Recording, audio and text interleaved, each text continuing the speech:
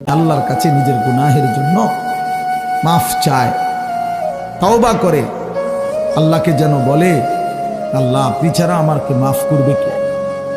আর আমি জেনে বুঝে আর করব না, আমি ছেড়ে দিলাম। এই তিনটি শর্ত যদি বান্দার কাছ থেকে আল্লাহ পায়, তওবা তিন জিনিসের নাম। পেছনের গুনাহ সমূলে ছেড়ে দেওয়া, কালউ মা কান, একদম গোড়া সহ গুনাহ সম্পূর্ণ ছেড়ে দেওয়া।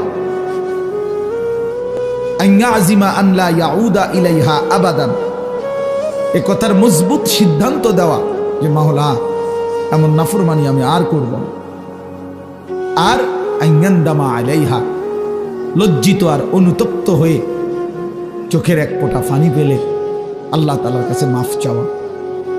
বান্দা যদি এই তিন শর্ত পুরা করে, বান্দা যদি বলতে পারে দিল থেকে, আল্লাহ আমি গুনাহ ছেড়ে দিলাম, আর করব না, ওয়াদা দিলাম, আমি লজ্জিত মাওলা, আমি মাফ চাইলাম, আল্লাহর কসম, আল্লাহ বলেন উলাইকা জাযাউহুম মাগফিরাতুম মির রাব্বিহিম, আমিও ওয়াদা দিলাম বান্দা 90 বছরের গুনাহ আমি একসাথে মাফ করে দিলাম।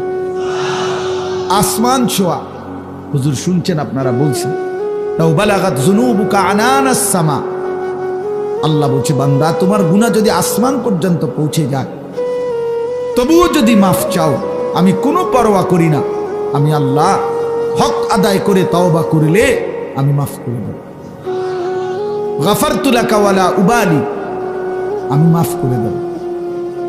ইয়া ইবনা আদম লাউ আন্নাকা আতাইতানি বিকিরাবিল আরদি খাতায়া সুম্মা ইস্তাগফারতানি লা তুশরিকু বি শাইআ লা আতাইতুকা বিকিরাবিহা মাগফিরা।